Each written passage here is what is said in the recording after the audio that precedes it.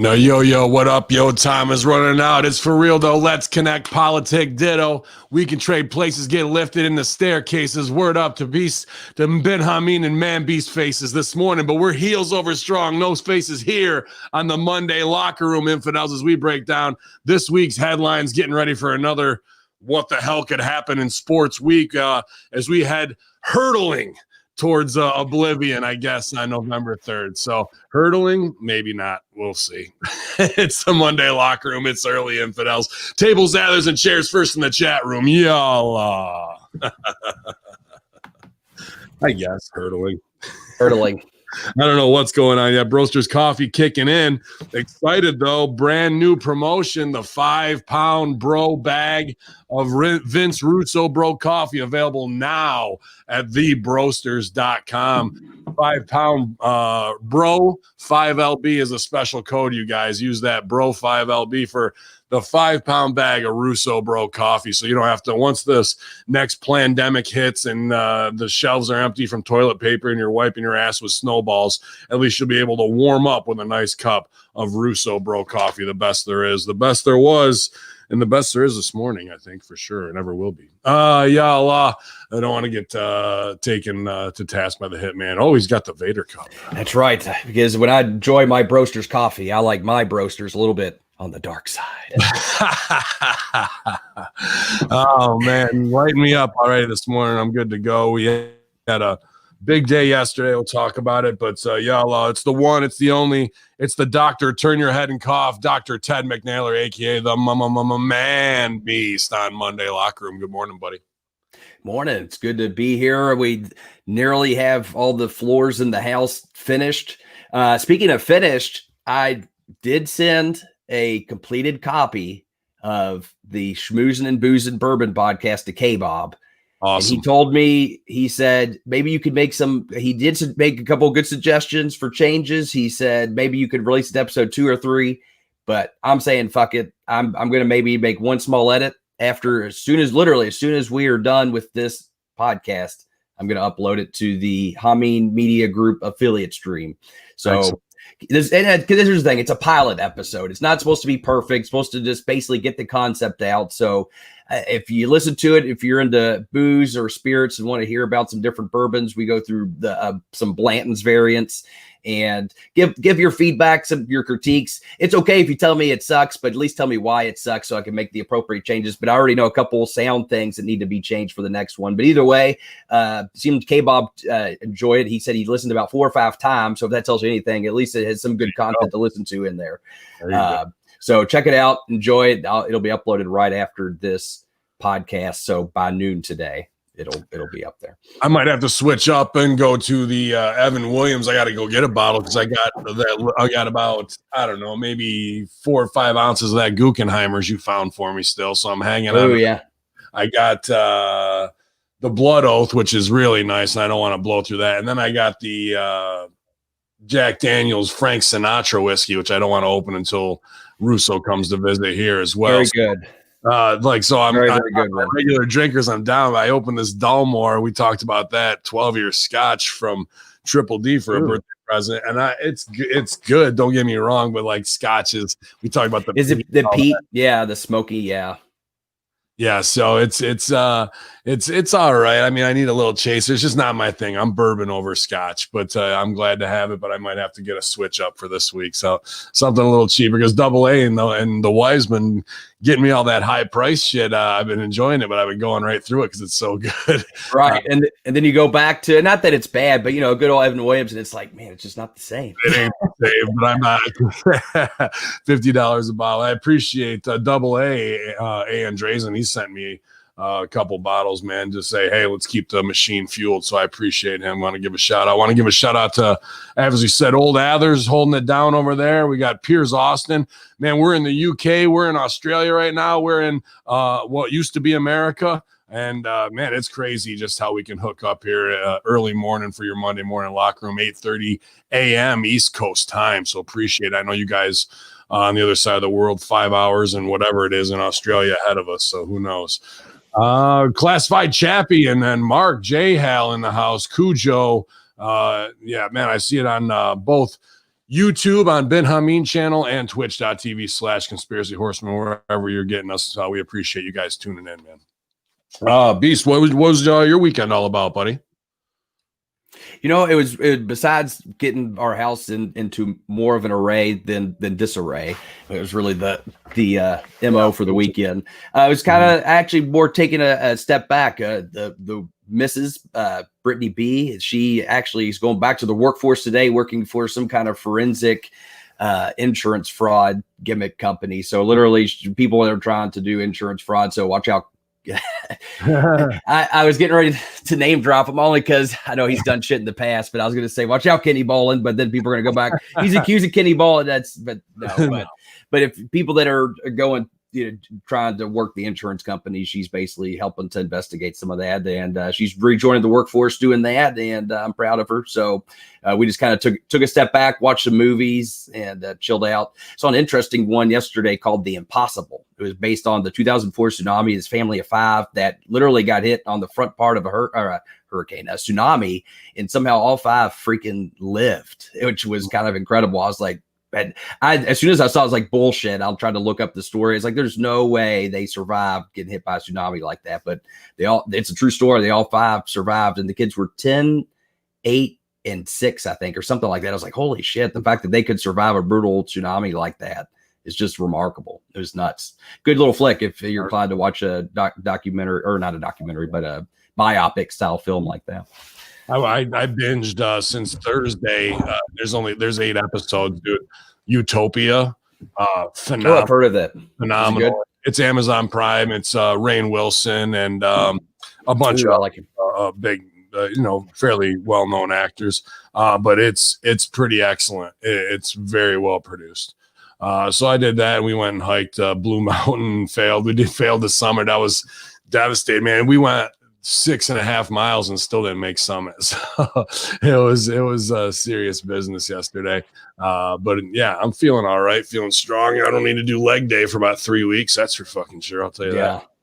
But we'll do some Stevie Richards yoga to get our hammers, our dents hammered out and feel a little bit better for the rest of the week, man. So. But yeah, good weekend. Hopefully you guys had a good one too. I actually got destroyed. I'm sure all of our gambling heads in here, and not that I'm a hardcore, I'm just a $1 to $5 bet guy, but I take the advice of Javid and Society 858 who are in here, and people who are placing bets. But dude, the Chiefs fucked up everybody's parlays. Something else got effed over, and LSU screwed a lot of people out. Like, teams got beat by teams that had no reason even being on the field with them, and it was just like knocked out everybody's bets. So everybody was losing their mind this weekend. But thankfully, I don't play high stakes like some of those guys do. I'd be punching holes in the fucking missile silo if I was losing what they got through. Yeah, the Raiders, fucking unbelievable, bro. Just took everybody's picks and just flushed them. I don't think anybody won shit this weekend. We all came out in the red. But y'all keep it locked. I mean, that's just the way this stuff goes. We try and give each other any tips we can. But in this week, I think everybody got their clock clean. So I just had to put the phone down and be like, I don't care if I lose. I mean, with what I came in, I think I was only down $19, but still, nobody wants to be in the red. But we're going to try and keep everybody's bank account moving forward. I'm still in the black from what I started, but I wish I was a little bit higher, but that's what they call it, gambling. Well, it's either that, or you either gamble or you play the stock market. Either way, it's the same thing, right? Pretty much, right?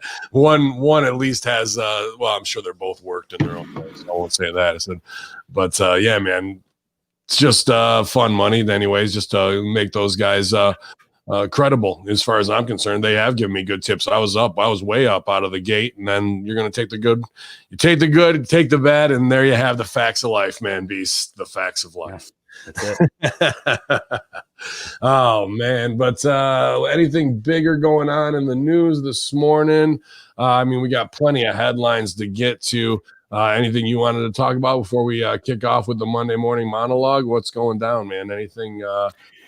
I mean, not really, other than I will say that I was curious to look up B12 supplementing, because when I heard about the B12 thing, I was like, wait a minute, because B12, what I remember from taking my nutrition course in my doctorate of physical therapy program is that it's a water soluble vitamin. So it's one that is usually ingested via orally, like either in a powder or a pill or something like that. So I did look up, and it did say people who take B12 injections are those who might otherwise have trouble absorbing B12 through their digestive system, people that are anemic or people that have iliac disease, people that otherwise probably wouldn't be a healthy top tier athletic performer on a nationally recognized television program. You know what I mean? Basically, people that are very sick are the kind of people that would really need to take B12 injections. Now, apparently, people do still take it, but they've actually found that the efficacy of taking it intramuscularly versus orally, there's no difference. So the fact, so either he's uninformed on his nutrition, or he's very sick, and we should be very concerned that Braun Strowman is very sick right now. Or number 3, he's full of shit. Yeah, I was saying, or the other one, he's a complete so take your pick. And crawl into his ass every other day. I mean, is the side effect of B12 abs and a bigger forehead? I don't think that's in there. I do know other things that the side effects are abs and a bigger forehead. So you guys do the math. Karma comes around when the man comes around. You're not fucking with little boys over here, man. We've been in this shit for a minute, and we know where a lot of bodies are buried, probably more than he does. Oh, I'm sure. So, that's just not doing your research. But hey, man, be safe, have a good match, and hopefully you don't tear anything from making the muscles bigger on your frame. What could possibly go wrong? We've never seen that before. So, whatever. Hulky Gaming with the bits out of the gate this morning. Appreciate you, bro. Switching. I think he was on YouTube, and now he's on Twitch. So get it wherever you want to, you guys. And also get over there on Instagram at Hamin Media Group. El Plaja doing some awesome videos. We're talking he was looking into an older conspiracy of I think 20, 30 school kids who saw a landing of a UFO in Australia a couple decades ago, re-looking into that story. And then Chinese troops on the border of Canada training on the American-Canadian border. What? And that video is over there now too, you guys. So El Plaja, appreciate that. He clipped also some stuff from Stevie Ray's Black and White, which I got to ask you to do one of your awesome Man Beast thumbnails for. And I got to clip one other piece from the locker room where Cornette actually where Russo puts over Cornette. So I'm going to need 2 thumbnails if you got time for me today, buddy. I'd appreciate it. We'll get those cranked out because those are going to Russo brand YouTube, you guys. So we're getting those micro clips out there, hoping to whet your appetite to sign up for russosbrand.com or patreon.com/RussoTWC. I got to call the man this weekend because I didn't call him. I got to call him today. I'll stooge it off. We're going to try and get something going. It's not all written in stone yet, and I don't have the format how I want it because I want it done right, and I got to talk to him about it today. But I think Rip Rogers may be coming to Hamin Media Group as a regular basis, maybe a Patreon exclusive. But you want to talk sitting under the Man Beast and Hamin Learning Tree? Well, we're going to go far from trees. We're going into a forest if Rip Rogers signs up with us, man. So trying to get new projects off the ground, keep everything full speed ahead. And as we move into the end of October here, it's time for you guys to have your voice heard with the 6-star search here at Hamin Media Group. A lot of people actually voting for the WPMS show, really enjoying Queen Beast and her co-host from the women's perspective. Boar Meets World, people popping over that. And the Rockers love Rat Salad Review. War on Morons don't give a fuck. And our own 2-in with Sergio and the Vet is doing great. And then if you just like top 10s of the week, we got a top 10 show too, you guys. So I want you to listen to all those this week and get them in you. They're up on HaminMediaGroup.com. And that's going to be your chance to say who's going to be the next affiliate. I still am kind of up in the air. I don't have a hard answer yet on that on my vote, but the Hamin Media Army is going to get to vote. The producers are going to get to vote. And then somebody is going to be officially a part of the family. But all 6 of those podcasts are awesome. So regardless if they happen to win or not, go subscribe to them. They're out there producing content every week. We just want to help them get more views Unfortunately, not everybody is going to get the participation trophy, but we want to shine as much a light on people that are great listeners of Hamin Media Group. So thank you guys for submitting. I thank you everybody who submitted. And even if you didn't make the top 6, it was not an easy list to narrow down. Don't let that push you away or anything along those lines. Keep doing your thing, and next time around, who knows? I'd like to do this again, man. These type of star search, maybe yearly or 6 months, and just to keep it fresh and find new voices, new talent, and have our own goddamn draft. I like that. There's a draft. Oh shit! But shout out to all the producers, man. You guys are really bringing joy to people's lives, whether you're having fun doing it yourselves. You never know who's out there and just needs a friendly voice, and sometimes on the road to kill time when you're one of those truckers, you're one of the police that are listening to us, or DOT workers, or you're stuck in a cubicle.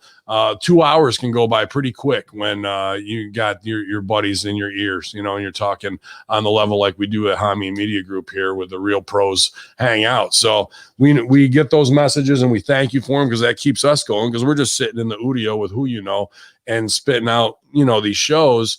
But you guys are having your lives too, and it's a great feeling to see those Podbean comments, to get those emails, to get these hands, to get those YouTube comments, to get those Twitch comments of where you guys are. And like I said, to see from the UK to Australia to wherever, man, Canada, checking in all at the same time. That's people like, oh, these fucking phones, life was better before them, they cause so much stress. No, it's how you use them and how you look at them. And this type of technology to me is everything I could have dreamed about in 1993, to be connected to people across the world and use that as a global voice.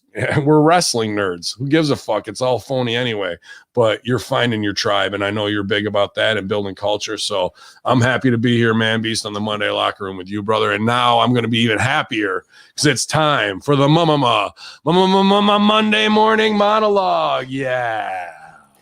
Happy Monday morning, everyone. Hope you had a great weekend as we get into some terrible jokes and even worse headlines as this Columbus Day rolls forward. I hope you all had I already said that. Fuck. I already fucked it up.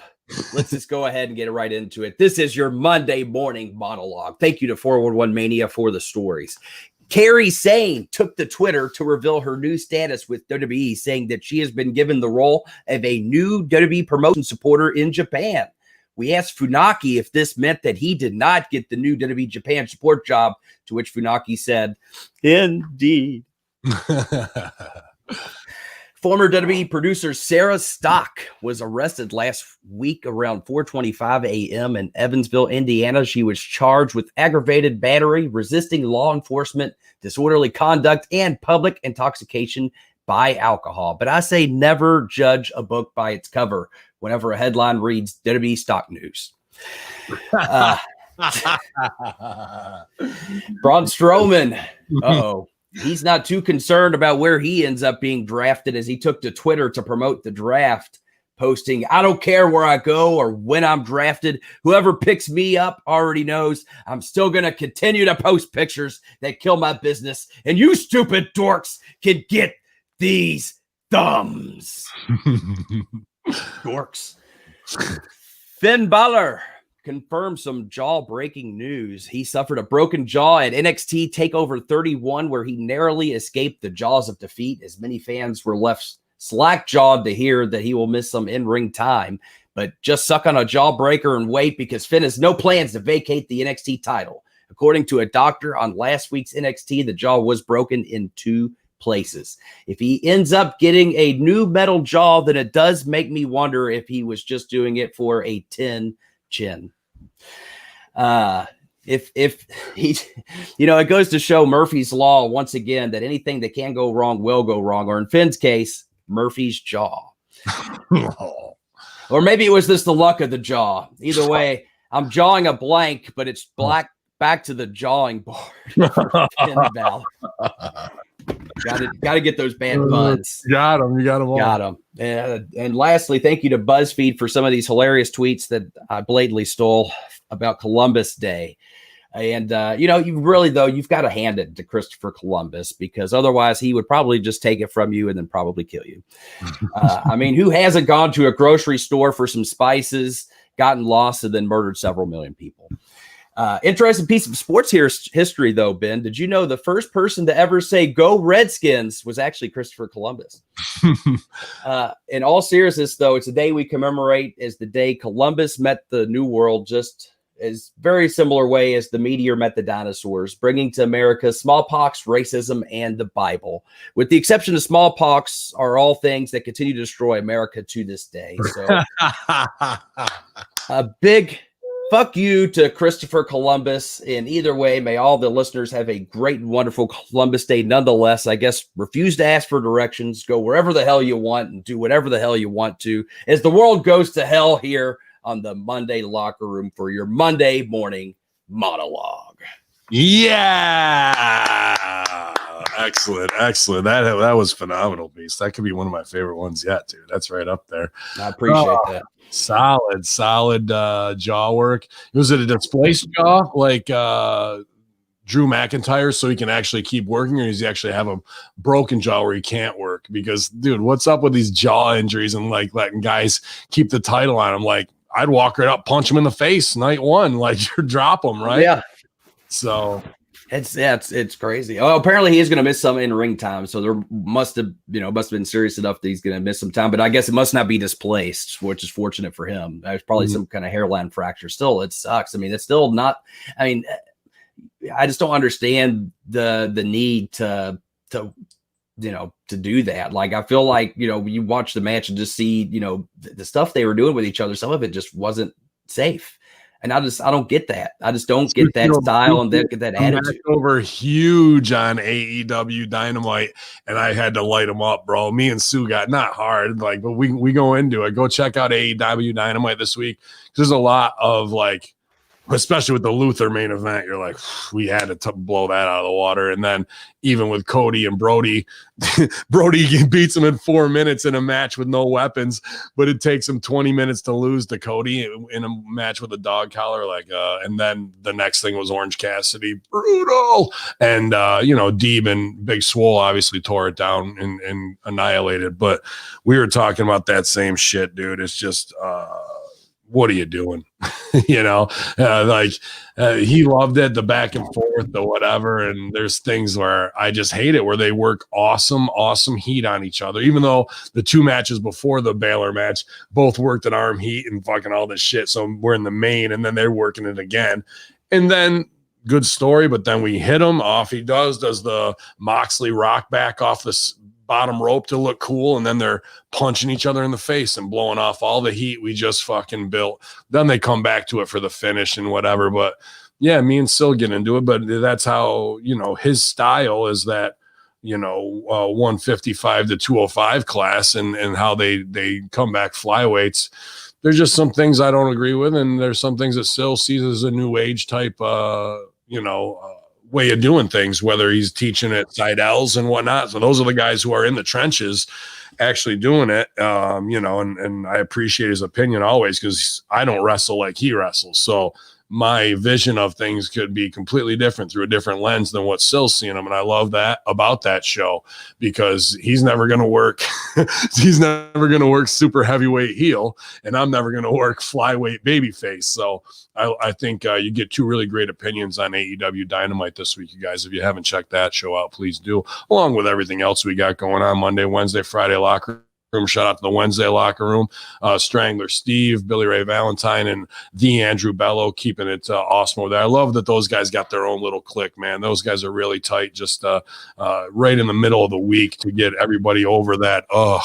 We got to get through these shows, and we got to do this, that, and the other. But they're having fun, man. That's the true heart of the locker room, as far as I'm concerned. We kick it off to make sure your week's good, and then we bring it home Friday with the veteran status, and you get your learning in the AEW and NXT shows. And I think we're in a good spot right now. And then if we can bring it all home with the Hustler, I'm thinking Sundays maybe, because that's where the biggest hole is in our schedule right now. Boy, I couldn't ask for more of get through the whole week of wrestling, and now shut the fuck up, and here's the real lesson. Let's see if they can apply it this week, Yeah. Everybody's killing. Yeah, man. Shout out to obviously to the Cage Theory podcast. I want to say Blake Troop out there with United Wrestling and Marquez, and I heard this is kind of the first rumor of the day that Ali Murafi from UAE is going to possibly buy it, dude. Big, Middle Eastern influence. He's put on a lot of shows over there. Maybe not. They just got so much money. You know what I mean? Like insane amounts of money. I was hearing what they were paying. They're putting Rey Mysterio on a show, John Morrison, Booker T, Mark Henry. I mean, you can go down the list of like, it looked like a Raw reunion show with top guys. So I got to believe he was spending 120,000 just on the RVD, like all these guys, together 120 to 150,000 on a show. And then it was just a spot show with no TV, but that shows you what kind of silly money these guys got to fucking play with. But there's news and rumors that he may buy out whatever it is or partner with Billy. I'm not sure if UW is going to be NWA. NWA may be coming back. There's all this stuff. And I think if you're looking for the one guy,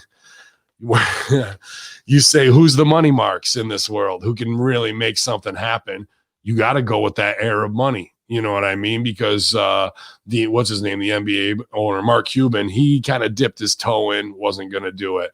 The dude from Virgin, Sir Richard Branson, I heard there was rumors, didn't do it. So it seems like people who watch it locally here are fine. It's these dudes in UAE with this oil money and property money that they don't give a fuck that are wrestling fans that want to Americanize and whatnot. I got no problem with that. But they're the ones who are really putting it up there. So is Ali Murafi going to be the next Tony Khan? He's older and he seems like more of an established businessman than Khan might have been. But could we have a third player 2021, 2022 with unlimited funding for a while? I think that's a very interesting future. Yeah. Wow. I never even heard of it. I never heard of the guy. Because I asked him for a booking a while ago and he looked into me and he goes, I couldn't have you over here doing that. And I was like, well, I could do the Al Americi thing if you want. And then it kind of went silent. Well, which is like, me as a terrorist, but I'm an American Amerist or whatever. But to switch it up, that I'd be down. But I think my prospects are slim unless I switch the whole gimmick and just came on as Russo's boy and tried to be an office guy. Maybe, who knows? I would do it if the Saudi money's there. There's more money than Ben Hamin, maybe. So, what are you thinking about? Do you think we could have a new kid on the block? Yeah, well, maybe. I mean, it's always interesting. I always feel like I'll believe it when I see it because I always feel like there's always the new big thing. I mean, I feel like in OVW for the longest time, it was there's this reality show coming in and they're going to produce it. And then it never actually took place. And then Wrestle House happened many years later. But so, if so, that's cool. I always like when there's more players, there's more competition and everything tends to be better and more places for people to work. And that's never a bad thing. So I hope so. I hope the rumors are true. And it was big money when he was bringing people over there to UAE, man. Like big, like I know guys were making it no problem. Like Ray gets 10 grand for an India appearance, and I know that was paid and it was all first class. And you see the guys show up in their full Hamin gear. So but I don't think his shows were drawn. He had these beautiful arenas, dude, probably 12,000 maybe. And wow. if he packed in two, like he was lucky, you know what I mean? So operating at a loss don't matter for those guys. Us as wrestlers and promoters are like, God damn, you got to fill the places with this budget or you're going to lose. Like, I feel like give us the book and we could, I think we could give WWE a run for their money. Getting the right guys, you know what I mean, that are over on the independent scene. And, because I'm sure they still watch YouTube and, they know, I'm sure you have plenty of wrestling fans over there that are clamoring for something that's, not your traditional WWE product. And if you were to somehow work out a deal to get over there and book the right way. And I think you and I could definitely do that. I think he's coming here to California. I think it's going to be Magnus, Dave Marquez, and maybe Billy Corgan and Aaron Idol Stevens or Damian. Okay. whatever you want to call him, because I think Damian's got a lot bigger hand in it now, and that's awesome because it's good. Yeah, I was saying at least then I would feel better about the booking of it, because honestly, out of those four, I would say Idol would be the one that I would defer to as far as having an understanding of how to book properly. Magnus and Idol, absolutely. But Idol is the same OVW mind and East Coast mind, and look what he's done everywhere he's gone. Even though he gets marginalized, you give him anything and he's gonna fucking get it over, dude. So I love the karate stuff that he was doing in NWA. That fucking made me laugh my ass off. But it'll be interesting, because if there is a third option, now we're talking about really getting paid, because if Ali Murafi comes here, maybe he'll bring Russo in. That's who I think he should do. Why have Russo go back to WWE, or after he's been critical of Khan? Why not start fresh, empower him, and then be off to the races with a third option? Because guys probably won't jump WWE and AEW. So there's a lot of opportunity for our guys who are always in and out to get jobs, you know what I mean, on a top level. So I think one more product is almost what we need. Will that hurt ROH and Impact? Probably to some degree, but maybe they could do something where if this does get off the ground, they can do a talent trade along those lines. Otherwise, they're going to have to find the best of what's left of the indies and fill that in with ex-WWEers or non-contract or legends. And that's going to be hard to get things off the ground. Not to say that you can't win with that formula. You absolutely can. But I think the main thing is these guys from UAE just have unlimited money, and they don't look at the business like the wrestlers in America or the UK do.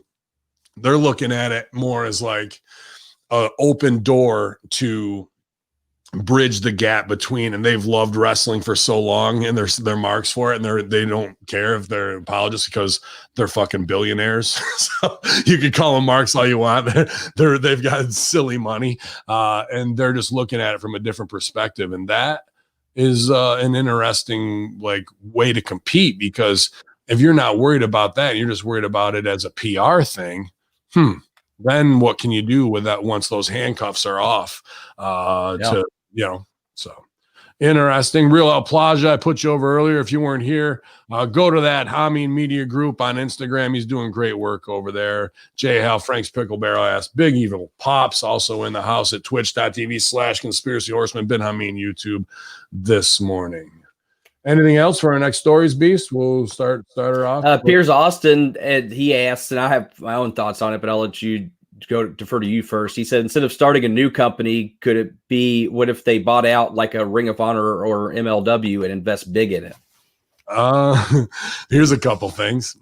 Do you want to know why we weren't on Ring of Honor? What was kind of stooge to us is Sinclair Broadcasting System is owned by high-level Israelis and Jews.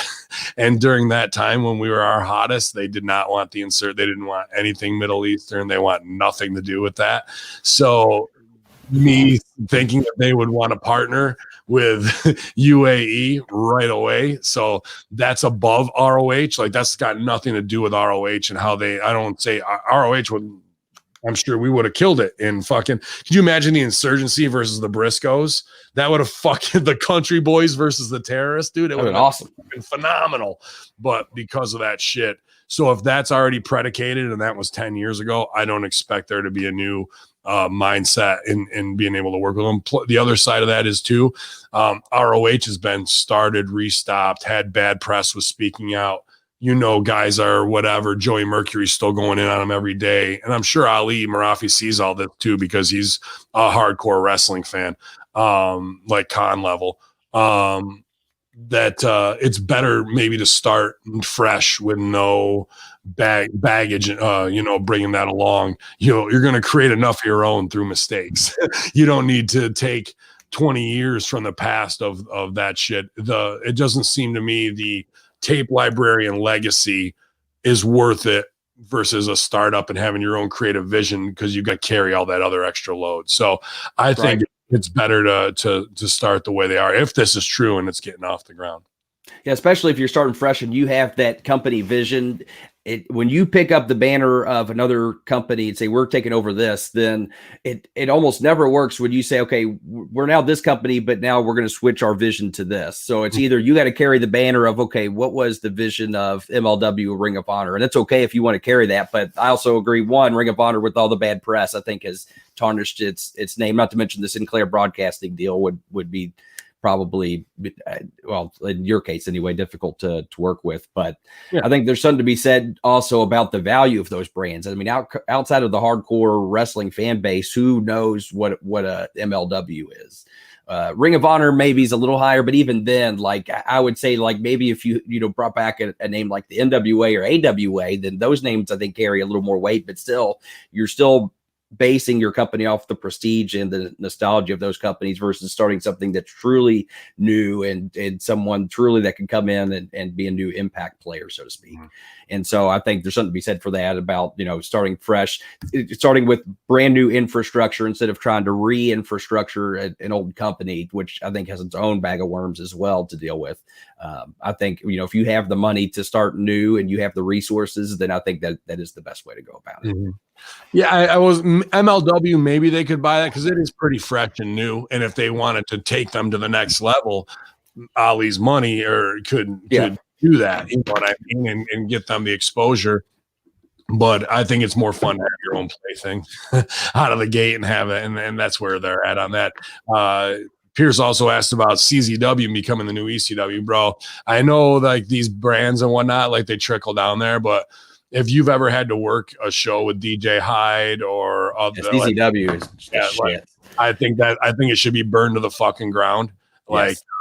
They should never be able to run again. They've our good friend was paralyzed there and ended up dying based off of dumb shit that happened there. You want to come up Spiral or BKNY, Brandon Kaplan. And I will never be a big enough man in my lifetime to fucking say every man does what he wants in the ring. He was doing crazy spots there because he was asked to, and he ended up paralyzed, lived the next 4 years as a complete fucking vegetable. His wife left him, kids gone, had to be taken care of on bed rest, and then eventually his body shut down and died. One of the most athletic dudes we've ever had on our roster. You can go back on my YouTube, look up BKNY. I ask you to because I always want to honor his legacy. So DJ Hyde is a worker of the lowest order in the ring, rotten, smart at marketing. I remember when he had Sami Callihan and all those guys on his roster, they'd show up wearing all CZW stuff to shows, so it looked like that was a legit company.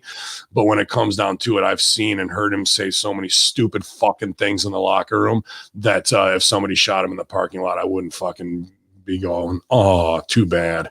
Like that's the level of scumbag he operates at, bro. So fuck CZW, they can go away forever as far as I'm concerned. One thing that was weird, not weird, but Nash gives a fucking interview and he says, what would be the best thing for AEW to have two WWE superstars jump? So he's liking himself getting Hall and Nash over. He does a whole thing on Hall and Nash, but at the end of this, he puts over Drew McIntyre and Roman Reigns go to AEW together. That could be enough to destroy WWE if they walked out together. Now, well, sure, but what kind of money would that take to get somebody to do that, though? You know what exactly. I mean? Exactly. Yeah. What's that? And I don't think Roman's not going anywhere. I don't think. Unless if there's some kind of major rift between The Rock and Vince, then you know what I mean, where The Rock says, you know what, fuck you, I'm going to go to AEW and work with them now. Like that would be, then you might see Roman do that. But I think as long as, The Rock's still, at least playing well with WWE, Roman Reigns isn't going anywhere. Yeah. Well, I don't know, man. The guy had leukemia and it was cured pretty quickly. He's had the steroid scandal kind of drop on his head, and it could drop again on him based on that. And then they make him come back to work during COVID if he does have leukemia, which would bring. So that's got to be a fucking again.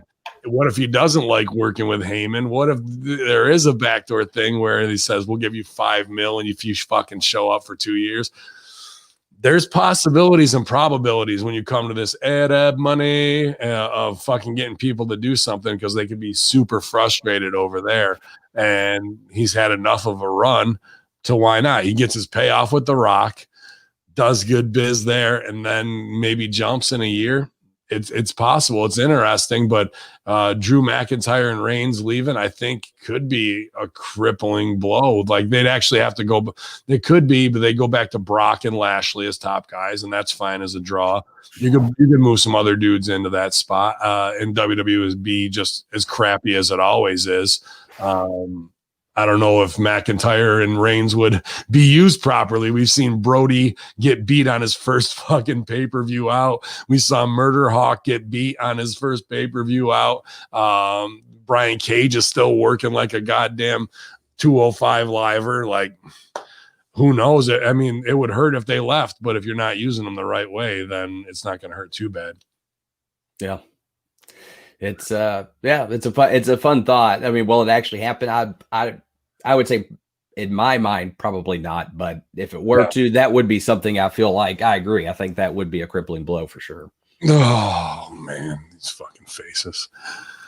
Nick Hausman, hashtag House Rebel. Oh boy. Everybody use that old hashtag House Rebel.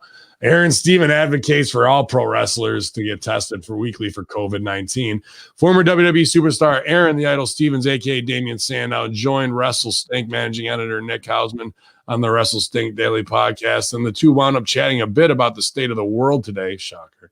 The topic came up that Stevens had gotten COVID-19 test done less than an hour before the interview. He discussed why he regularly gets a COVID-19 test. Says, I think the world we live in, we are very close to a vaccine.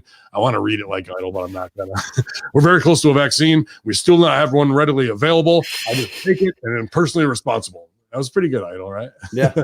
If I'm gonna go to be around, what's that? He's like, yep. If I'm around town every single week, I'm the primetime live show and championship wrestling from Hollywood.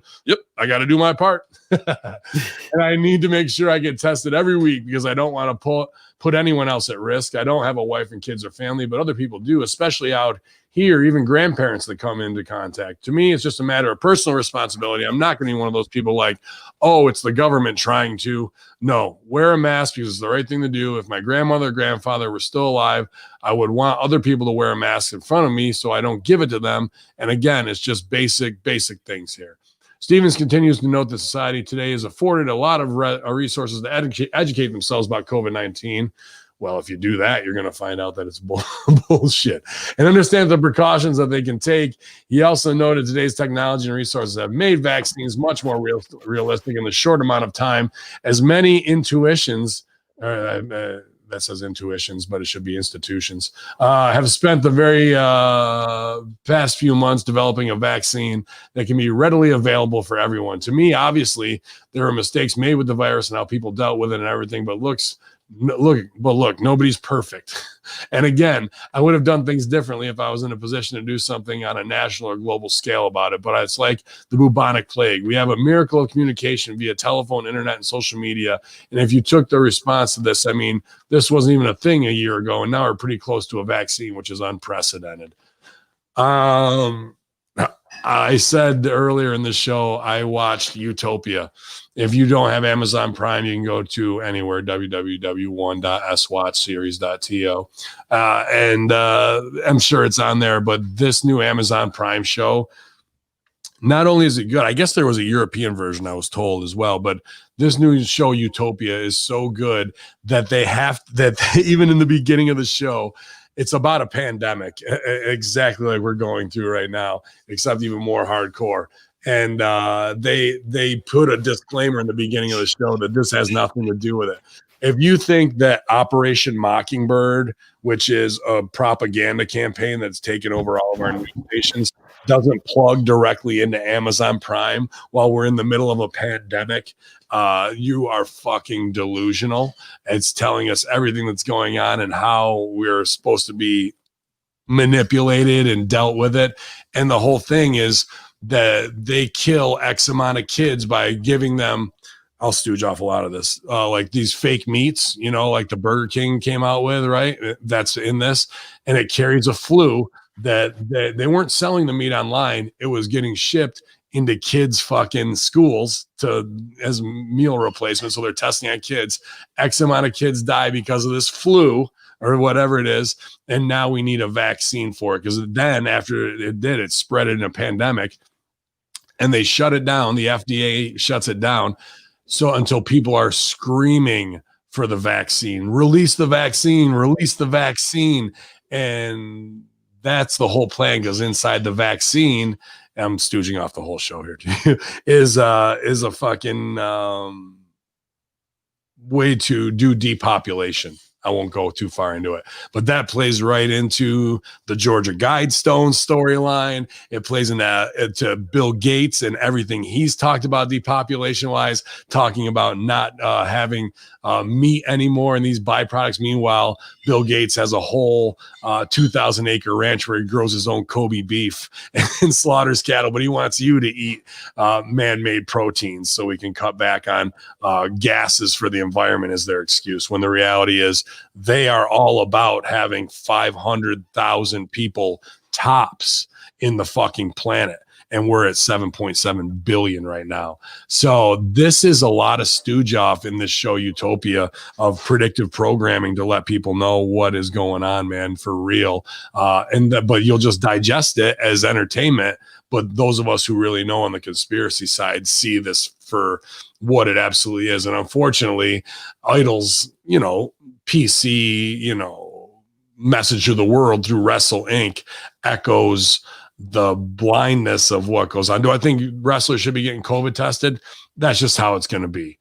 Every state is going to now require a COVID testing official before anything. I don't care if it's field hockey to fucking cheerleading competitions to pro wrestling. That's just going to be another way for them to fucking fleece you to make money, because that's what they do.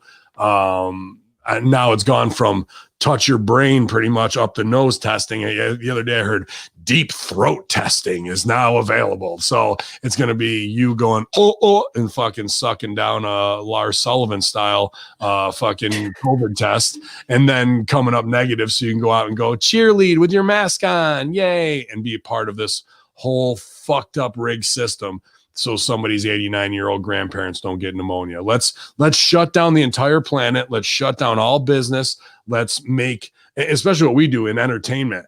Now you're going to have to operate at a loss because you can't fill the seats because of social distancing. So it's a fucking exercise again in lunacy to like try and reopen your business, to run at a loss, to go, oh, shucks, we just can't win because of COVID. Instead of doing what really needs to be done. We just keep pushing the line of behavior modification further down to see how we can get these little mice to scurry through the fucking maze to get them to do what we want to do. And that's what's really going down. But this show Utopia is something that needs to be watched to be like, I told us so. So you think, I always wondered what those little pepperonis were at school on the pepperoni pizza. They weren't real pepperonis. They were trying to get into us the whole time. I knew it. Those margarita pepperonis are delicious, though, whether they're made from it's true. and pizza is rectangle too in school. Yeah. Oh yeah, I could go for some old rectangle Sicilian slices all day. Oh yeah. The Linda Lovelace swab. I think she should come out with her own COVID tests.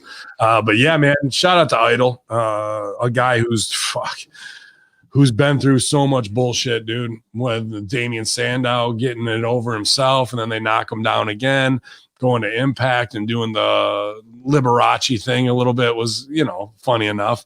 And now he's Karate Man, a guy who's just having fun with it and realizes that character trumps all. A Rip Rogers guy through and through, Al Snow guy through and through. And look at him. He's 6'5", fucking Hollywood good looks, and he's still got to do character because wrestling don't mean shit. So That's a guy that's a captain in the locker room. There's no doubt about it, man. I once saw Idol at a house show. He was just having fun. He was the baby face and he was bump feeding the hills, but he pretended like he was doing like an improv scene as if his sword was as if his arm was a sword. So he unsheathed it and then went into a fight scene with it. And then at the end, he put it back into his sheath and then just nodded around. And the crowd bit into it. They're like, yeah, it was fantastic.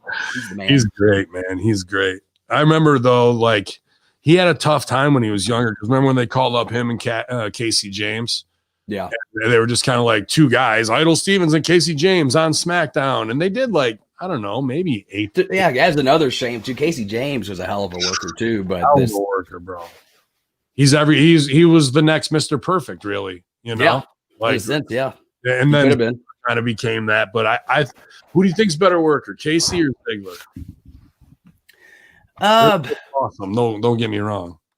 Right. It's hard to say. They're different styles of worker. Like to me, Casey's more, he's like your traditional, like, I feel like he's more of, I don't know how you can say like I feel like you have your Mr. Perfect of, I'd compare him more to like a Casey James. And then I'd compare like a Ziggler more like an old school Shawn Michaels type of wrestling and both very good, just different styles of wrestlers.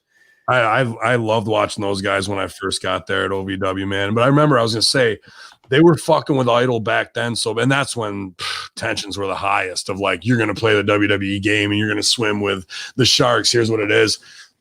And they sent them back down, man. And I could just see they were so nervous all the time. Idol felt like he had the weight of the world on his shoulders in the locker room. You could see him like almost having panic attacks for no reason, man. But then he just kind of let it all go once they got clipped there. It's kind of been him just having fun with it ever since. So I'm interested to see what he'll evolve into. Well, I think Idol had a tough time because I think a lot of people in the office, knew he was back in the day. He was close with Nova. They came up together in OVW and Nova, of course. And that's the thing in wrestling. It sucks is residual heat is a real thing. If you're in a tag team and your tag team partner gets heat, guess what? You got heat too. You know what I mean?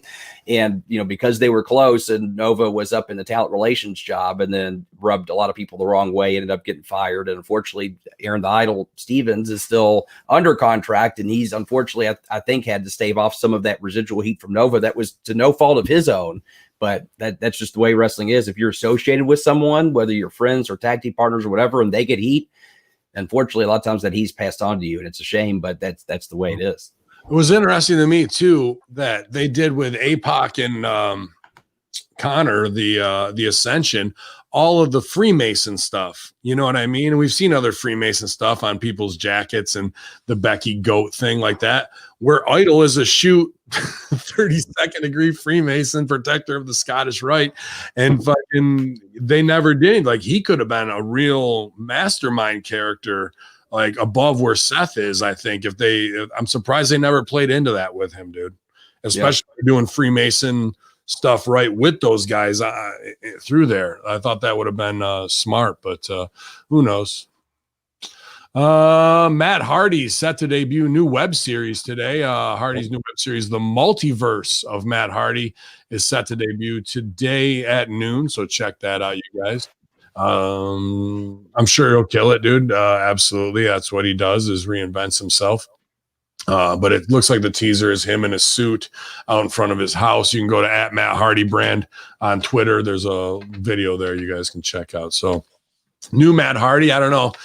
They tried to put him with House Party for the Hardy Party stuff, and it didn't work. And then they fucking killed him in that match with Sammy and whatnot. I think they took a lot of heat for that in AEW, and I'm sure Matt took a lot from his wife at home for doing that kind of shit with 3 little boys. Like let's or they have 2 boys? They have 3 now, right? There's no reason to have Matt bumping anymore.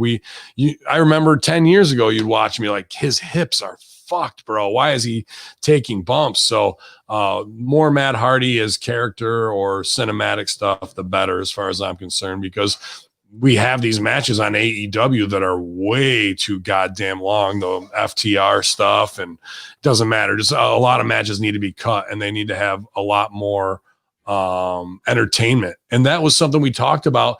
Their ratings this past week were 750,000, 750, right in there. The last time they were over 1 million, they had 45 minutes of wrestling and an hour of entertainment. They've switched it back, doing 30 minutes of entertainment, the rest wrestling. And those 4 weeks since then, ratings have gone down. That should tell you something. Let's get back to story. Am I chopped up bad? It's getting a little bit. I didn't know if I was. I can hear you okay, but it just looks glitchy. But it sounds fine. I just want to make sure all that got out. What are you thinking about that, Beast? Well, so again, while I don't watch regularly, a common thing I hear from both fans and pundits alike is that they will start a storyline and then they don't finish it because people will be on TV at Dynamite 1 week and then several weeks will go by and then they're on Dynamite again and there's just not a lot of continuity. It's almost like they have too many people on the roster. But I feel like an easy way to fix that would be doing like what you're saying, go into more character, go into more story, go into more vignettes and promos and things like that, and make it about selling your big shows. And that's when you can have your matches with meaning that are longer and have more stakes to them. But when you fill up your television screen without emotional context of why these people are having this long drawn out match, no one gives a shit. I hate to say it, but wrestling in and of itself doesn't sell. It's the characters and the story that sells. And so if you don't have that emotional context for these characters and for the story, then people aren't going to give a shit about seeing a 25-minute banger because it doesn't matter as much. And so why not invest all this TV time that you have in telling little bits of stories through, again, vignettes, promos, interviews, just different things that illustrate the context for these characters so you can actually tell a cohesive story, and then they can go out and have a 30-minute classic on your pay-per-view and it actually means something than to just do it for the sake of doing it. That's just my 2 cents. I agree fully with all of that, Beat. Big Eagle Pop, Matt Hardy as a manager would be awesome. Well, he kind of is with Hardy Party, with the I get it that it's not like we have to be like, oh, he's Matt Hardy and they're the dancing black dude Street Profit knockoffs. But like, just because their name is Party and his name is Hardy and we put them together, it doesn't mean it's going to work. They're not going to get the rub. It's not going to get over. We don't have any relationship there. We don't have any precursor stakes to set it up. It's just some cute little stupid thing somebody backstage came up with. And now he's locked into that. So it's just like, I don't know. We need a more defined role for Matt of what he actually does. You know what I mean? And where we're going to go in this cinematic universe, because I don't want to see him wrestle. Cinematic universe. That's it. He becomes Bat Hardy instead of Batman. He's Bat Hardy. He's here to fight. Every week you could have something. We just got to find the right game for him. You know what I mean? And I don't think we do. Come up with a new pun for a new character every week. Because I can help with that. He gets it. He can get it over. You know what I mean? He knows it's creative. I just hope that's how they use him. Enough of these goddamn bumps on this guy, please. RVD gives his opinion on WWE superstar Seth Rollins. Van Dam revealed what he thought of superstar Seth. He said, I heard about Seth Rollins and his friends looked up to you so much. What's your opinion on Seth? Van Dam called Seth a good wrestler, but added he has to be because Vince McMahon thinks he is. His full reply was, I think he's a great wrestler. You got to be if Vince McMahon thinks you are. As we reported in September, RVD and Katie Forbes left Impact due to their current storylines ending. Recently, in an interview with Pro Wrestling Junkies, Rob Van Dam revealed that he is working with WWE on a couple of projects. Below you can see. So go to his Twitter at the real RBV or RVD, one of those two. Dude, I'm sure that's Rob playing the political line, and Seth has skills. He's gotten better in the last 6 months than we've ever seen him. I've never been too big on him, and in the way that ROH trash wrestling, no sell style bled its way into WWE pretty much via him, to be honest with you, and a couple others. It's kind of gotten corrected, but it took 8 years of us fucking sitting through shit in order to fucking get to someplace. So RVD, I'm sure he's looking for his big paydays on the way out. I was shocked he wasn't part of the draft. That would actually made the draft half interesting. Like, still got night 2 tonight. Who gives a shit? The first night was brutal, except for big gimmicks out there, and like 4 Stephanie segments, bro. Like to do things where it's just like we're just taking this storyline and these guys and putting them on this show, and that storyline's going to that show. Like that's all it was, dude. It was so bad and meaningless. But he's playing politics. Then after we talked about it, what I would have loved to see on Impact was Katie show up with 2 other Insta whore friends who don't give a shit and are willing to show it all. And RVD is the next Godfather pimp type character, and it's way over. And they're really going into that Insta whore story lifestyle with these girls. Instead, they cut them loose because it's big money to keep Rob on your roster. It really is. But you're not looking at it through the right picture of how do we take it from 160,000 viewers to 1.6 million, even if that's online. These Insta whores were the way to do it. So then this weekend, what's Katie Forbes doing? I click on her story. The first fucking 4 parts of it are all her. There was 16 girls around her in a thong. They're all just twerking and clapping and being as much of a Vegas slut as you can be and being proud of it.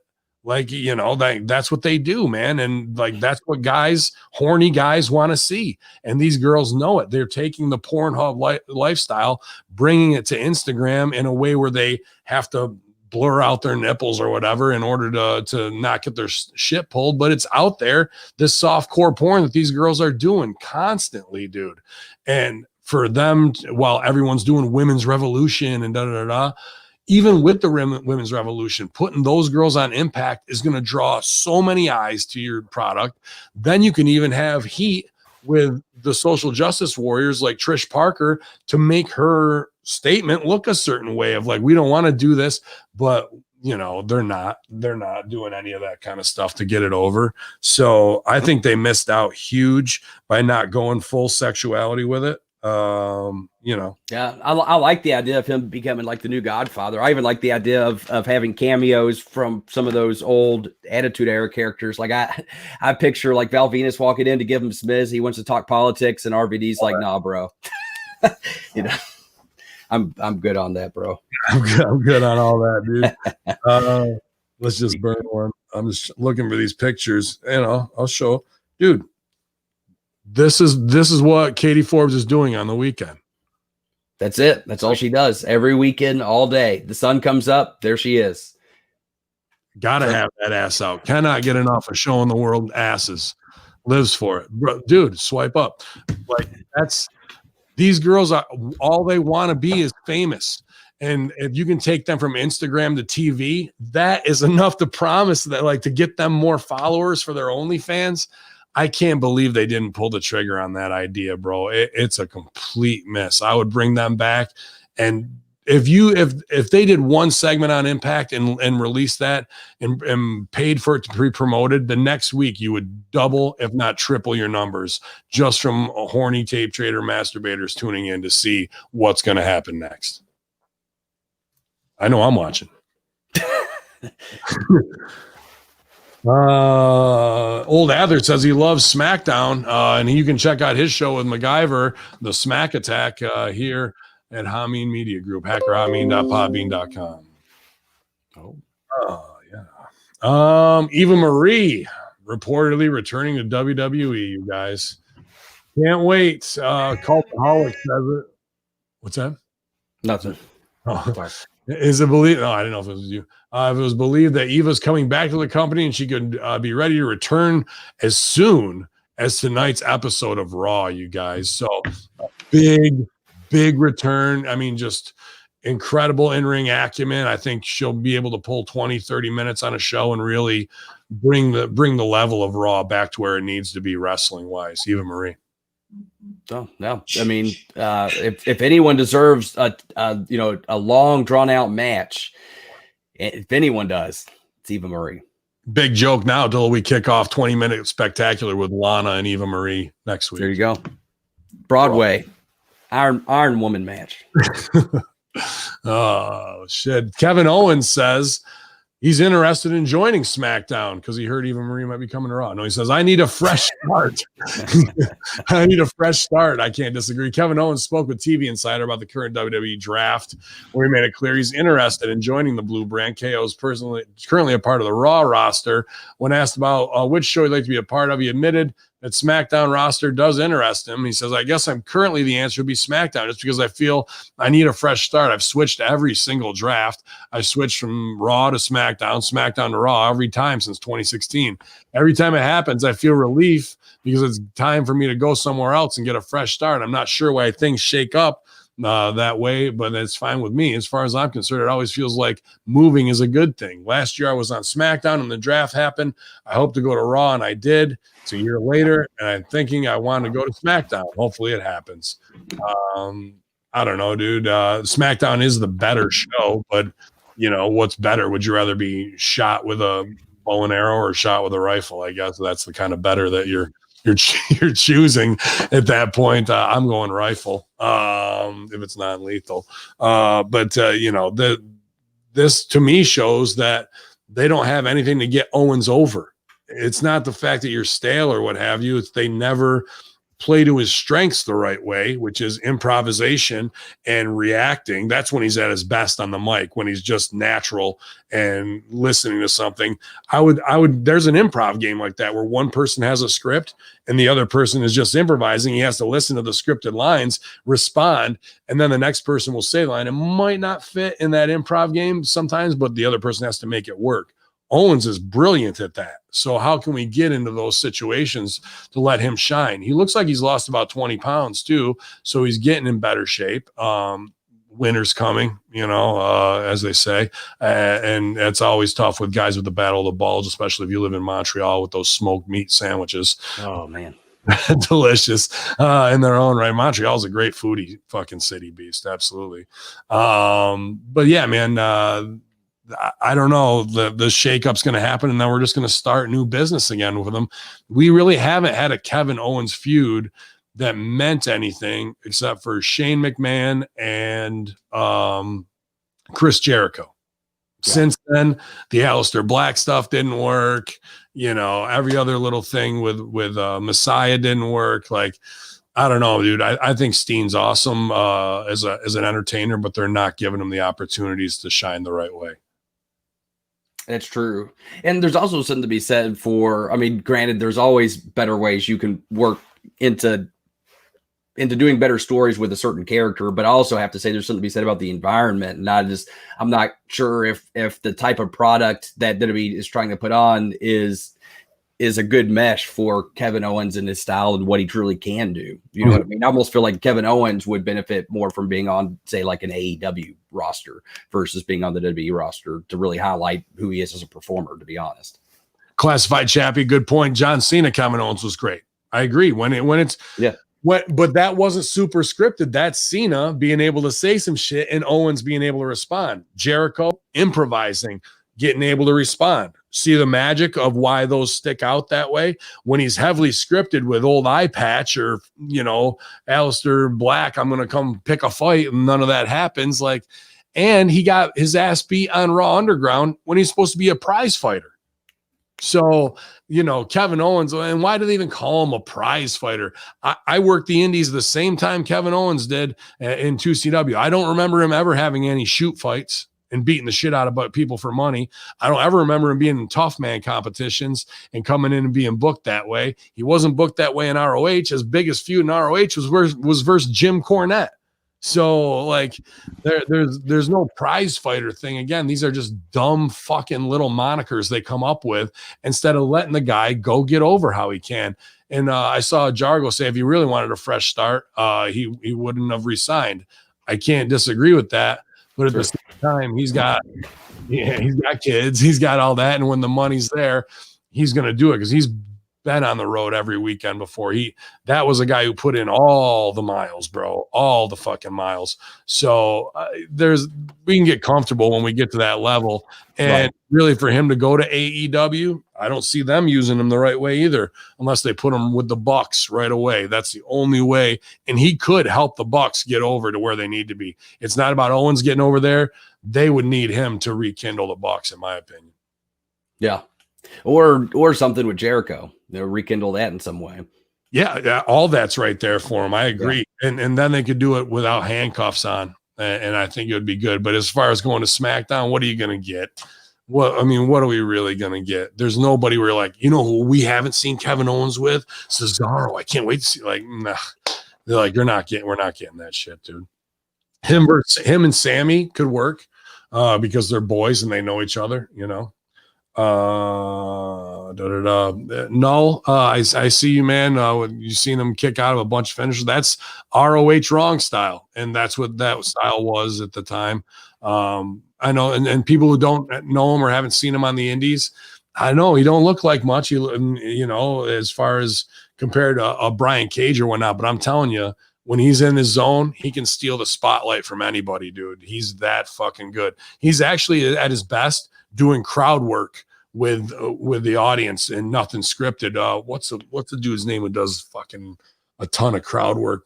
He's got a mustache and he talks hip hop ebonics, even though he's a white guy from the East Coast. I can't think of his name right now.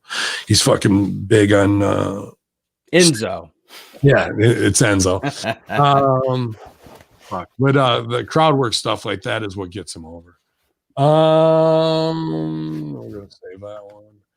Bayley reaches a milestone as WWE SmackDown's Women's Champion. Ding dong. Okay. Today has been a milestone moment for WWE SmackDown Women's Champ Bayley, who's reached a full year as champion. Well, that's no big deal. I've been Immortal Tag Team Champions for almost 900 days. The role model has a fantastic run as a champion since she first won the title against Charlotte Flair on October 11th, 2019. Bayley is now set to go one-on-one with Sasha Banks inside Hell in a Cell at the upcoming pay-per-view in what is likely to be her biggest test yet. Yeah, no, nobody's going to get hurt in that match. Those girls are super safe and competent, and they're, I'm sure their Hell in a Cell is going to be one to remember.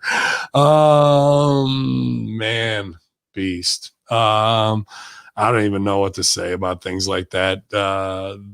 Her run as champion and the dose belts and all this shit is one of the least entertaining things in the history of WWE. Ding dong. First of all, don't tell me what to do. Well, nobody's gonna, because apparently Vince has a crush on you, and that's why you've been booked over X amount of time, and Brucey likes old blue hair as well. So weird times in women's wrestling. We went from a women's evolution and a revolution to fucking ding dong, and we went to fucking Japanese top level stuff in the last year, girls. Really so good. And now gonna be even better with Eva Marie joining the fold, and Carmella's back, you guys. Man, we're off to the races. They're all saying, let's do it. Let's do the evolution again. Let's evolution too. Do the evolution, beast. What are you thinking, man, with these eye candy girls who think they're over, who blow off their storylines on social media, on their chicken farm, and whatever else it is, bro?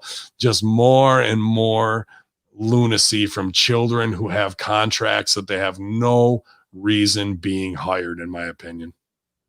And it also comes down to self-awareness of just understanding the image that you are conveying to the audience versus what you.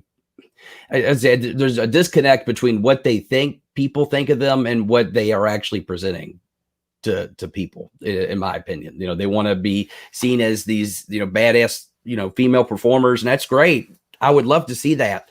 But then we get to see them do this other stupid stuff that is not empowering at all. In fact, it undermines and demeans what they're actually trying to do. And that's the sad truth of it, honestly. Well, you're right on it. They want to know, is there a plastic surgeon gimmick for Dr. Ted in the future with these girls? I think so. And Dana's personal Botoxer. Yeah, there we go. Get the syringe ready. Yeah, man. I think the whole time there was no women's evolution. It's all bullshit, bro. It's the fact that we had the Me Too movement, the pussy hat stuff. It's smart of them to take that and empower women, shine them like men. We may see Ronda Rousey back tonight. But then the reality of biological clock ticking, and I want to go be a mom and not sacrifice for the fans, but we got to put that over because we all love our moms, and that, like, all these little things that are mixed messages. If there was a women's evolution, Becky would still be champion.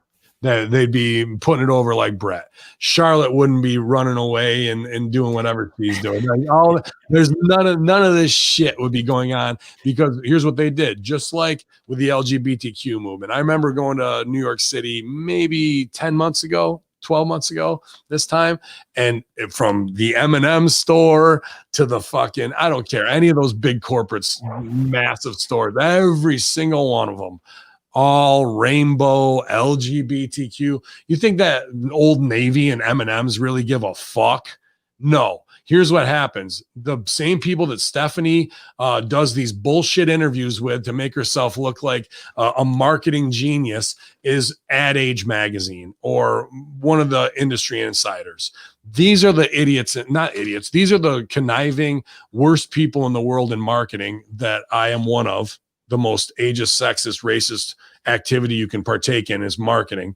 And they see whatever little and this is probably Soros and them kicking money into it too, to say, here's what we're going to do. Here's what we're going to push.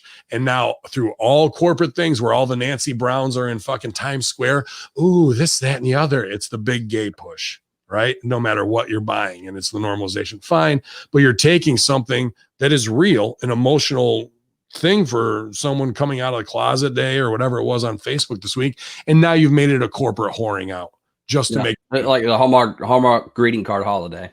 Exactly. And then they did the same thing with the pussy hat, with the Me Too, with this women's empowerment. And Steph's not dumb to not do that, but don't think this is anything real. Like they really had an awakening going, this whole time the girls were as good as the guys. If we only would have booked them that way, instead of booking them as a feature, they could really draw. What happened during the whole women's evolution time?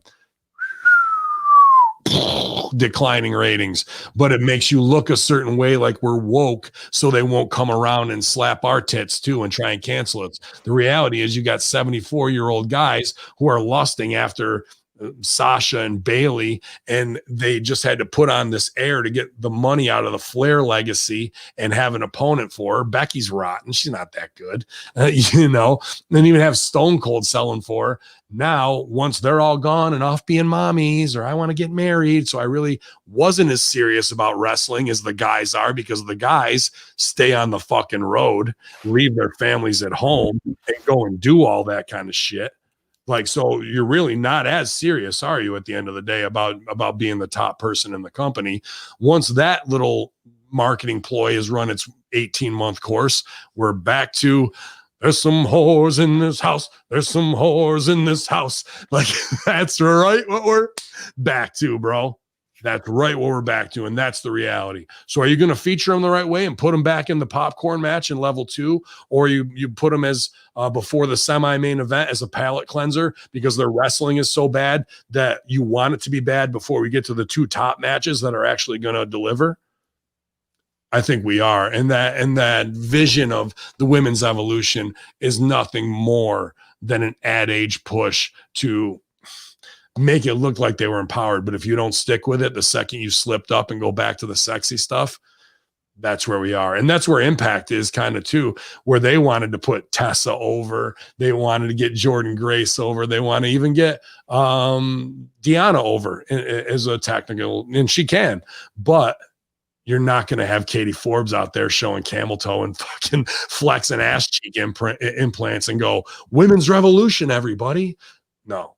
Men like sex. You're not going to change it in a 20-year time span, the evolution of man from primate. You're not going to do it, no matter how much shit you try and do to warp people's brains. So I say lean into the sex and enough with the, like, girls can do everything guys can do. Well, we'll see about that, won't we? Because they have, or maybe super lead into the empowerment, and Becky should come back pregnant and literally she should lock in the submission at 9 months, third trimester, and break water. She has the submission locked in. The baby comes out, tap out. That's empowerment. That's now, if you were really serious about it. It's just bullshit, man. It's all marketing. It's what I do. I know from the inside, I know and seen what it is. And then once they get their money out of it and there's no value left, the veil drops. And I'm surprised they didn't even try because they walked the line and they had the meetings with the Hurt Biz and with Keith Lee's Black Lives Matter stuff. And they walked that line, but they're like, we can't cash in on it. They believe me, they want to. They got 3 or 4 ways to do it. Can we, baby? And that's just good corporate business. I can't hate on Steph, Game, Bruce, and Vince for that. I'd be doing the same meetings, dude. Like when I say marketing is the most racist, ageist, sexist thing, it's not like I want to be any of those things, but I have to look at it through a lens of the mass 85%ers that I'm marketing to, and how do I pluck those strings to get their dollars? Yeah. Basically, which stereotypes are ones that we can take advantage of? Which stereotypes are what are true stereotypes that we can take advantage of? And that's marketing. All of them, as far as I'm concerned. It's just the work can handle anything if you approach it the right way, right? And they did approach the women's evolution the right way. I think they did. But the second you start dropping it and start going back to, let's put Lana through a table for 3 weeks. Let's have Lana go up there and shoot her legs straight in the air so we can see her camel toe. Then after Becky and all them were gone, they were shooting a lot of stuff. They were shooting a lot of like right on crotch stuff. They were shooting a lot more gimmicks. Like you can just see. You can see when they're done with it, bro. Oh, good rib. All right. Back to the butts.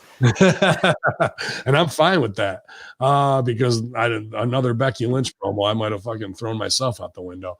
Riddick Moss reveals he's dealing with a torn ACL in recent months. Oof. Riddick Moss has impressed in recent months on Raw Underground, revealed he did it all with a torn ACL. Jesus. Over the past 2 months, he's gone undefeated on both Raw Underground and Thunderdome, showing elite power, speed, agility, and explosion. While training, I've squatted 500, deadlifted 600, and broad jumped over 10 feet. And I've done it all with this torn ACL. Dude. That's that's not, please, doc, take it. Well, here's the thing. You can still, there are degrees of tears, certainly. And so I can't say the degree of tear. I mean, he could have had just a very minor grade 1 tear, in which case you just want to be careful not to put yourself in a compromising position, not to tear it again, which doesn't sound like he was trying to do. That's the part that it's like, geez Louise, man, you got to take care of that. That's where, you got to say, okay, I'm working through this ACL tear. Let's maybe not do those spots that are going to compromise my ACL even further and possibly make me have to have surgery. Because that's the thing is you got to take care of it. And it doesn't sound like necessarily he was putting that at the forefront of his mind when he was planning these spots. Why is WWE allowing a guy who is talking to the sheets about his ACL tear? Did he kayfabe them and this is the first they've heard about it? He's that bad at working? And why would they fucking allow him to work? Dude, unbelievable. Like these dudes that cross over who don't understand the worker mentality, and how to get over from football or whatever. Him and what's his name? Mojo Rawley. I mean, just an abysmal fail and investment. And then you bring in fucking shit. What's his name? Riddick Moss? No. Fucking Rips guy from NXT Colts. Oh, Pat McAfee. Pat McAfee, who in one match gets it more than fucking Mojo Rawley and this dude did for their whole career, bro. Like, and then Gronk and looking a fool every time he's out there as well. Like, it's just, I don't know. The easy crossover for a guy who's a big bastard from football and athletic is fine, but he doesn't. He might know how to work actually because he's been working with an ACL tear and being tough on Raw Underground, or he's kayfabing him and he's just going in there and doing these weird shoot fights, which are even more dangerous because you never know what's going to happen when somebody double legs you and is trying to ground and pound and make it look real for Shane, you know.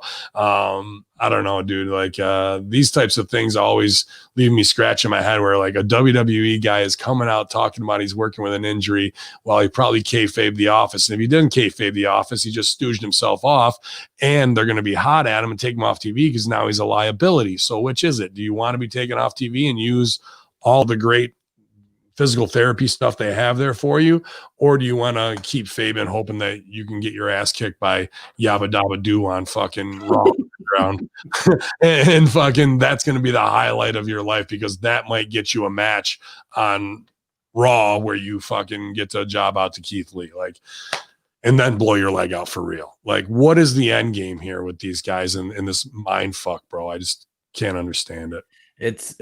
It's almost like you're being brainwashed in a certain way. It's like, I don't understand.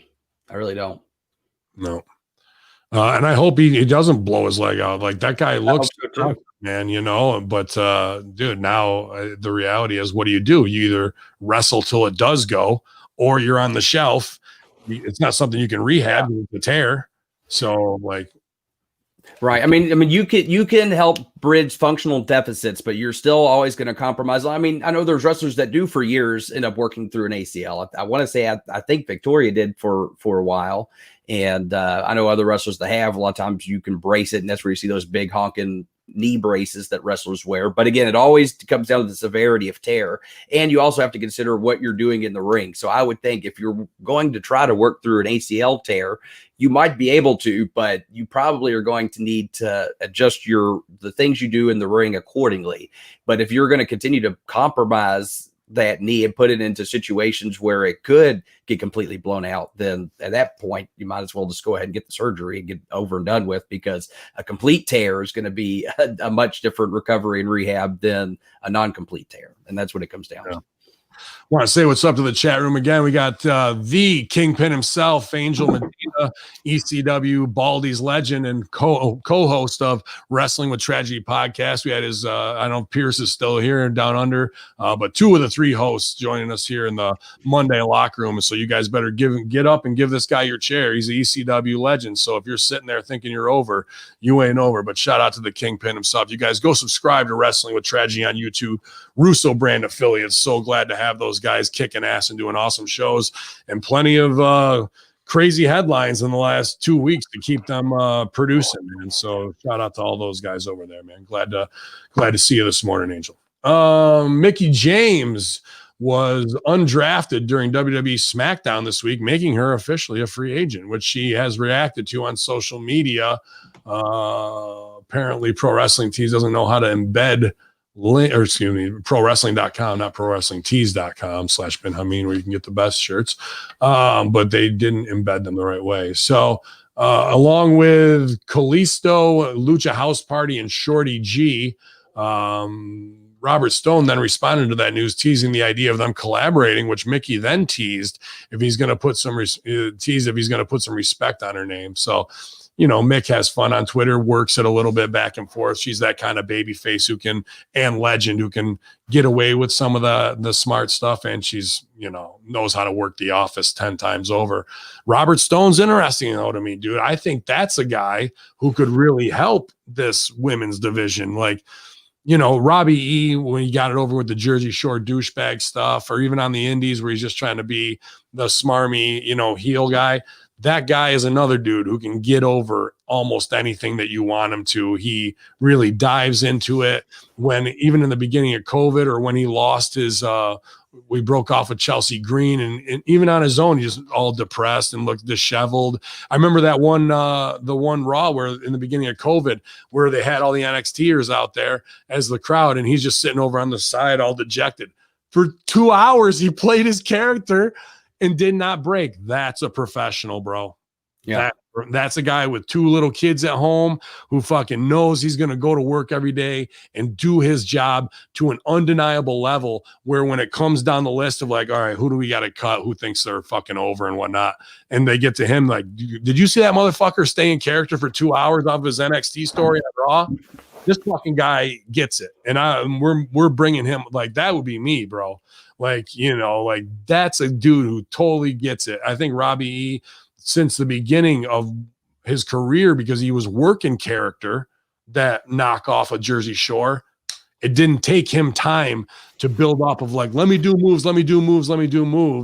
It was more about watching him getting punched once and his hair being fucked up and him selling for it, you know what I mean, than anything else. And I think as this management character where he is with the girls and helping to facilitate their business is super smart. That's him saying, where can I fit in better than anywhere else where I'm not going to get lost? And then when they leave him, his reaction is what makes it. And he knows that. He is very, very smart guy. I got a lot of time for Robbie. He's doing some great work over on NXT. One of my favorite parts of reviewing that show. And I had pitched when talk about a women's empowerment angle. I love the stuff he's doing with these women, and they become part of the brand and can branch out. And I said, eventually, you keep running that, for a couple of years. When people associate themselves with the brand, it helps get them over, and then eventually you have him amass a group of really strong women, and then you have him, because he does awesome when he's put in a shitty situation, kick him the fuck out and say, okay, we're done. You know what I mean? And then that's when you do the really over the top, gimmick where, they literally push him out of his own organization, and you tell the redemption story of him trying to come back. They're like, because he's just so good at it and then all of a sudden, you know what they're going to do right there, though? They're going to cross dress him. He's going to come back and that's bad. Yeah, well, that's what Vince loves. You're a proud gay American. And put this dress on. Yeah, but I think you're spot on. It's all about getting him to the cockiest level possible, only to take him down to the bottom. That's his game. Right.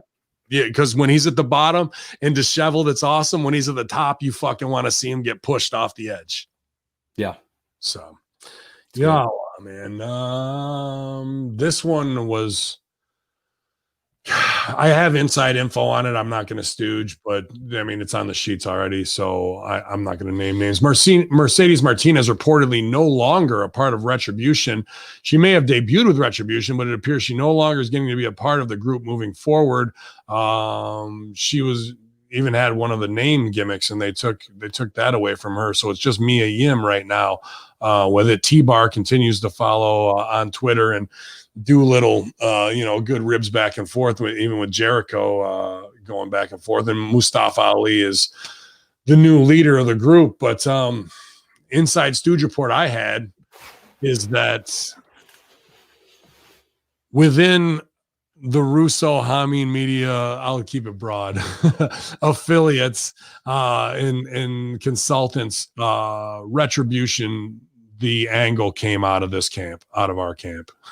And through Mercedes Martinez, where it was pitched to Triple H up the ladder, they loved it, obviously ran with it, have fucked it up 5 ways to Sunday, because that's what they do best over there. And the Mercedes Martinez, who brought it to the forefront out of the creative because she was looking for a way to get to the main roster, is now no longer in the group. This is something we've seen a lot that wrestling fans will never understand or know, where you can have something awesome that's your idea, better than anything creative is coming up with. You take it to the office thinking it's going to get you over. We fucking love it. This is awesome. Yes, yes, yes. And then, but it's just not for you. It's for them over there. And it looks good. It looks good on you, but it looks a little bit better on them. And they took something and here's another thing out of Hamin Media Group that makes it to TV. This is probably, if I want to go back to even DCW days, we're probably on about number 16 or 17 of our ideas that have taken and made it to TV. Now, to play devil's advocate, there are times when I do think sometimes an idea you might have for one character does end up working better for a different character. However, I think the real issue here is they do not at all look at the context or the reasoning of why the story is a good story or the character is a good character in the first place. Instead, they think of okay, this is cool. We can sell this XYZ merch and we want it on this person. It's more about the what than the why. I know I talk about this philosophical thing a lot, but it's true. They lose all sight of the context of why this is a good story and why this works for these particular performers and these particular characters. And instead they think of this is a cool gimmick, a certain look, a certain way of doing things, a what that is going to potentially get people to tune in for half a second, but then you lose sight of the story, and that's when it all falls to shit. And it's like, you got to have the person that understands the context of why to be the driving force behind telling that story, and why you would take a half decent idea that could actually work and get people over, and then say, well, we're not even going to bother consulting with them about the rest of the idea. We just like parts of what it was, and then completely butcher it into oblivion. It doesn't do anybody any good at all. The problem is and it's probably our fault to some degree too, because we are forced to consult. I said this, we are the black market of creative. People come to not just you and I, they go to other people on here, they go to Russo, they go to Stevie, and we do consulting. I mean, there's no doubt about it all the time. On whether it's AEW, we could have had more influence and impact, but that didn't work out how we wanted it to, unfortunately. And WWE and NXT, every week, people are coming to us on the sly for this, that, and the other, because they're good performers, but they can't see where they fit in, or because sometimes they're so close to it or in the bubble. And then a lot of things we pitch don't ever make it to the light of day, but then almost everything we do, they love, and then they fuck it up. So why are we still the black market of creative instead of the complete empowered team? Because of how fucked wrestling is. I can't come out and say names, because that would have the opposite effect. The offices wouldn't go, we need that guy. We need him, and him. And because they're coming up with shit that's better than our 28 writers are, or they're giving performers on our roster the confidence and promos that they need, because they don't see it and they need that coaching. Instead, it'll go, these guys are outsiders and you're bringing this shit in here. Your fucking push is stopped, and fuck that. Nobody talks to these guys. If you talk to these guys, you're fucking done. You're done. Like, that's what happens. Instead of, so we have to operate in the shadows, trickle things up to fucking morons who cannot execute properly. Not even at like 50%. They just, they fall in love with it and they rub it all over themselves, and they're just idiots with it. They cannot get any value out of it. And we just sit here on the black market with the best fucking stuff still. And we give it to the people we care about. We don't make the paychecks, the 6 figures that these other fuck faces from Big Brother or whoever you hired that you thought was worth it, that can't give you, that has babies getting heat on heels, and they don't know why that's even wrong. Meanwhile, we sit over here and have to fucking patch the fucking raft all the time while it's sinking in the middle of the ocean, dude. It's starting to get a little frustrating after 14 years. No. Good times. It was all Conrad's idea, you guys. It's all Conrad. He's got all the best ideas. He's got it. He's got it on lock. He knows what he's doing. Save 15 fucking year mortgage. Alistair Black discusses the possibility of teaming with Selena Vega. Alistair Black recently spoke to Sportskeeda about the possibility of teaming alongside his on-screen wife. So I personally think it makes no sense to put me and her together, because Alistair Black and Selena Vega don't have anything in common. Well, except the YouTube channel where you fucking stooge off all your business. Tom and Thea, though, who are married, have everything in common, but the characters have literally no alignment with each other. So am I saying never, never, never? No, but right now it's 0 to none. Like, there's nothing that's going to happen that's going to put myself and Selena Vega together. He continued, I think, they want to focus on Selena's wrestling career for a very long time, which I think is rightfully so. Because she's proven her mettle as a manager. She's proven to hold her own on the microphone. Even when she was a manager, she was like throwing in the ring a couple times, and she has a few more matches than some people that were established superstars on her brand before she made that switch. So she wants to focus on being an in-ring competitor. Super believable. Selena Vega is an in-ring competitor, all 98 pounds of her, definitely could whip somebody's ass. And remember, like, when you had Bobby Heenan as a really great manager, and then they were like, you know what? Let's put Heenan into the fucking Intercontinental title mix. Like, that's where Heenan belongs. Like, he's proved his mettle as a manager, and now it's time for him to get in the ring and really fucking show what he can do. Let's give him 35 minutes with Brett. fucking believable, dude. I had a lot of respect for Lars Sullivan, the way he works, his character. Another guy, in my opinion, with statements like that who are completely clueless, bro. Where you want to like be Alistair Black, but you're going to reference Tom and Taya Trinidad. Like, you're a guy whose entire thing should be built like The Undertaker is now pissing off his business for sports Skeeta. Unfucking real, bro. And that's why you'll never get over to the level that you should. Your YouTube channel with you playing with your cats and going to Hobby Lobby to pick out picture frames. It's just unfucking real. I just started this new book the other day. I think everyone in wrestling should read it. It's called Raise Your Game. It's by Alan Stein Jr.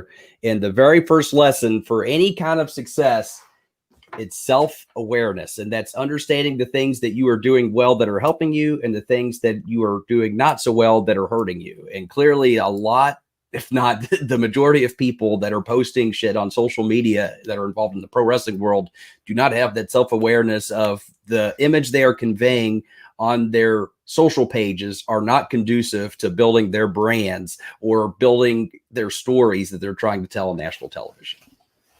And what is making them the money? I mean, I can see why Vince is hot. We've talked about this a bunch of ways with them stooging off business or whatever AJ's kid said that sent him into a spiral. But if you are a fucking property who was nothing, Alistair Black was nothing. Nobody heard of him. Nobody knew of him. Nothing. Liv Morgan, nothing. A child recruited because she was sexy, and that was it at 19. And they want little hot bodies. You're in the Riot Squad. You're supposed to be Punk. You're putting out videos of you cleaning chicken shit out of a chicken coop for 15 minutes. Guess what? Next week, when you show up to TV, you're going out in some Daisy Dukes and a half crop top shirt because you are now rock my world little country girl because you just fucked every investment we made in you because you wanted to put on a YouTube video. Guess what? Alistair Black, you like playing with cats and going to Hobby Lobby. Guess what? Your new thing is you're going to be the new DIY guy who does crafts every weekend. You're the crafter. That's it. That's all we got left. But we wanted you to fucking be Aleister Crowley and the next Undertaker, but by God, there's a fucking sale on super glue over there, and that's what we're going for from now on. So don't act like you fucking have some upper hand like that. In this life, we have this, that, or the other. No, every time you do that, you lower your own stock price, you kill any investment that this company has made in you, and the people behind the scenes are pulling their hair out and grabbing their beard going, why am I investing any time in this guy to create a believable universe when he's only going to go home and make a YouTube video to undo all that and then go talk to the sheets to try and normalize it like everybody else is doing it? Imagine if Alistair Black's YouTube. Yeah, they're Hollywood now, Ben. Don't you know? They're just like movie actors. Or they're just like, but the only thing is they're not in SAG and AFTRA. I know. So brutal, bro. Brutal Bob. Brutal Bob Evans. So, you know, I have no empathy for him. And that was a character I wanted to get into. And I really don't enjoy mythic stuff that much. But now I have no care whether it's future endeavorment or whatever, bro. He was going to go pick a fight, never picked a fight. He was going to go knock on some doors, knocked on the doors, nobody ever answered. Raise out of the fucking gimmick, have your eye taken out. Now we're just dropped the eye patch thing. His eye grew back fine. Children with contracts that they have no reason having because they prove week after week after week that they think they're over and they don't care about their business. If he was a top performer that I kind of expected him to be, and that's what really hurts more because you see guys with money written on them, you're like, that guy's got it. That's our future right there. Whether it's Bray too, posing with Jacob Ullman or responding to Viking Raiders tweets out of character. Those are guys who should be using their social media for Alistair Black's Creeper Hour or whatever like that, where he just watches old demented films of like eyeballs getting fucking needles in them or something. And that's what you just looks at the camera and that's his YouTube video for the day. It needs to be something that supports what they're not doing on WWE to influence WWE to get that business on TV. Hobby Lobby picture framing ain't going to get it, brother. Ain't going to get it. Not here. Not at Hamin Media Group. I'll tell you that much. Somebody who is going to get it, though, and maybe sidelined in our final story of the day, Man Beast, is Lars Sullivan is available tonight for late night meet and greet. If you want to go, I mean, no, he's available for the draft on night 2. Yeah, so he's another name who's up for it. Oh, there was this other story where he was online over the weekend trying to get some yoga chick to send him booty pics, and she doxed him online and refunded his money as a subscriber.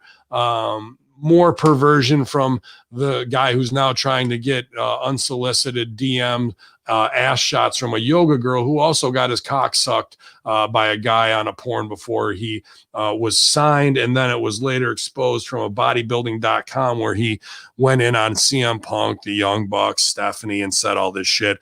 And then they cooled him off after, the gay porn stuff came out. And then last week they re-debuted him on TV only because he's a smart guy and really he loves this business. I'm pretty sure he loves this business. I'm not sure that or not. He decided to go on Instagram and do another fucking stupid pseudo-sexual pervert move. At this point, next week, he's the pervert. He never wrestles. He's got a trench coat on like the dude who blew his leg out, Holland or whatever.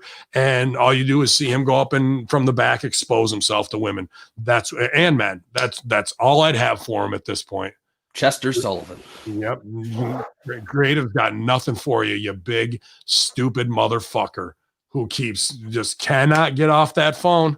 Cannot get off it. It shows you some strange pseudo-sexual thing drives this guy. He's a liability and has failed X amount of times already. There's no money on him. Like, what are you supposed to believe now? This guy's a killer. Hey, he's the killer who likes to get gay blown porn on a porno, and then he also likes to slide in DMs because he's not smart enough to be a superstar and is exposed. How do we feel about this guy? Nobody thinks he's over them at the moment. He looks like the lowest of the low, bottom rung, not a star. There's no value in him anymore. I'd fire him tomorrow, to be honest with you. He probably should be done with this business. He's blown it that much. I agree. And somebody else has blown him that much. Yeah, boom. And that is your Monday locker room headlines, infidels, from ProWrestling.com and Wrestles Today. Beast, we made it. We made it. Boy, sucked that one dry. Dude, I don't even know where to go with these talents anymore. I can't put them over as stars. I legit can't. Even the guys who are at the biggest at the top level, a Fiend and whatnot, will do something to undercut my belief in their performance on social media. So Strangler Steve at Old Bitter Steve put out the tweet poll. Is wrestling dead? Yes or no? Go over, vote. I don't see any draw any way back. Doesn't matter if The Rock comes back or whoever, even if Trump came back, bro. There's no way to turn this ship around at this point. Everybody is just in it for themselves, and the superstars who are making the money don't even care about protecting that money for the future. Well, the worst part isn't even that. It's not only that they don't care. It's like they don't understand that they are destroying it. You know what I mean? That's the worst part of it, is they don't even have, again, it goes back to the self-awareness to realize what they're even doing and that they're killing their own business. Well, I look forward to Halloween photos. I mean, what do you? Somebody going to go in blackface or whiteface this year? And is somebody going to cross dress? Who's supposed to be the top guy? I think, I heard Daba Kato is actually going to go as the chick from Beauty and the Beast. So it should be a really interesting. Maybe we can start. How they have a death poll, but we can have a business death poll. We can say who's going to kill their business this Halloween. Yeah, right. There you go, Big Evil Pop. Social media killed the wrestling star. I like that, dude. Absolutely. Where did I have that French onion soup at that I posted? Yeah, where did you have that damn onion soup? That was in the Poconos. That was a good time, man. We were down there for wedding anniversary number 126 or something. I can't remember which wife it was. I had so many of them. Got to find the right size beard. I just oiled up with CanYouHandlebar.com's Wisdom beard oil. You guys did a nice wash with their shampoo, and you guys can go over at CanYouHandlebar on Twitter. Let him know that you support the biggest heel beard in the business, who protects his business, unlike those who like to get these thumbs. But some of these old ladies are going to get these squats later today, man, Beast, and I'm going to get these thumbnails from you for more Russo brand uploads today, you guys. So keep an eye out this afternoon after I get this show edited and some other social media business done. Hopefully have some new content out for you over there as well, you guys. Beast, what else, man? Absolutely. Well, that's like I said, as soon as this ends, I'm going to make just one little quick edit. And so within the hour here, we'll have the new bourbon podcast up. Keep in mind, it's just a pilot. There's some audio things and some things that will change as we go forward, but enjoy it for what it is as we go through different Blanton's variants and talk about the history of Blanton's bourbon. And if you're into that, then be sure to check it out this afternoon on the Hamin Media Group affiliate site, haminmediagroup.podbean.com. Awesome, man. Appreciate everybody over there who's promoting that. Also in the Discord, we got the street team in there. If you guys have joined up to be a part of that, I want to say thank you to help us get these links out, because you guys know the best shows are here at Hamin Media Group and Russo brand, from the professionals who know the guys we're talking about, have been on the inside, have helped coach and direct and get the shit kicked out of us by some of them. So you guys are in the right spot, and we want to get that word out there. So if you're interested in being part of the digital street team, hit up at Hamin Media Group on Twitter. We'll send you the kayfabe link, or even if you just want to be part of the Discord, you don't have to be part of the street team. It's all going down in there. Cool stuff from RBV Fitness to Weed Threads to every show that we got going on here, memes and general stuff. It's for the most hardcore fans of Hamin Media Group and Russo brand. We're going to be launching Russo's Discord too. So I think we're going to have a new shift to the underground. We're always ahead of the curve on everything, whether it's Twitch or what have you, twitch.tv/conspiracy horseman /Hamin Media Group and /horror junkyard. Some of our biggest numbers raising up over there. So I want to say thank you guys as it gets spooky this October. Horror Junkyard really doing a lot of fun stuff, watch alongs and play along. So subscribe to all those, you guys. Great free media all the time over here at Hamin Media Group. And thanks to all the producers and show co-hosts and guests that have been coming on to keep it awesome, man. 7 days a week here. Like I said, I got to call the hustler today and get told I'm a fat bastard and need to work out more, and then see about getting him on a podcast or two on a regular basis here, man. So it's going to be a good week at Hamin Media Group. I appreciate everybody for all their support. Mama Man Beast, we hope RBV will be back with us, but it's your Mama Monday locker room. Yeah.